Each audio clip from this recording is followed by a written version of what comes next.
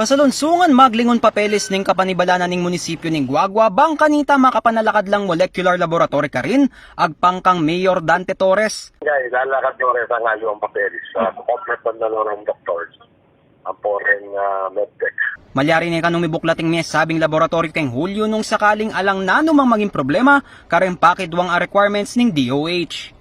Agyun niya kanuning labay ni karelang target adwang dala na testing balang Aldo ang kanong dinala na testing malyari danggawan kilub ning 12 oras. Ala na laman kanong pamalak agawang 400 testing balang Aldo pablasang pakikurkulading biosafety bistamat marayo neman kareng tuknangan dareng tao Guagua ing karelang pitalakaran kanini.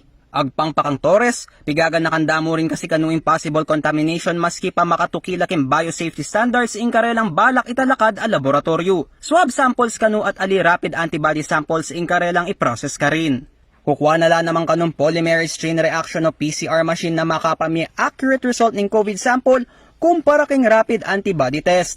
40% yamo kasi ing accuracy rate na ning rapid COVID test nga na ning World Health Organization.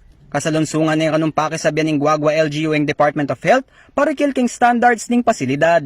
Pisasabyan na kanong kasalukuyan ng standard aburi ng DOH na tukyan ng LGU ng Guagua para king pamanalakad king mesabing pasilidad. Kailan pag-building maka-temperature yung karena, which is nagawan na ng kasalukuyan ng plano, banta. Although yung ginatamon DOH, siguro magkaya yun, pupurgo na itang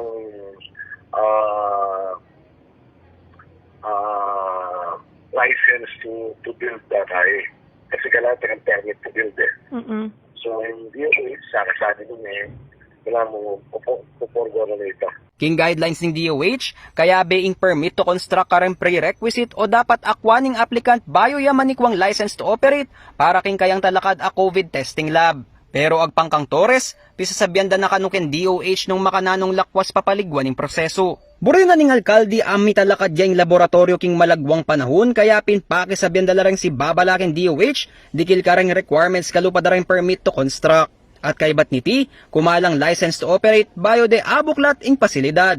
Ibuklat de kaning laboratorio para kareng sablang Kapampangan at emu kanu kareng Tagaguagua. Medina noman kanong diskwentong 50% ring talapag-obra ning munisipyo ning Guagua nung magpa-COVID test la ka rin. Ngani kasing kasalukuyan, ing Jose B. Lingad Memorial General Hospital Mukabud, ing magprosesong COVID samples Keti Pampanga. Lizan Morten, CLTV News.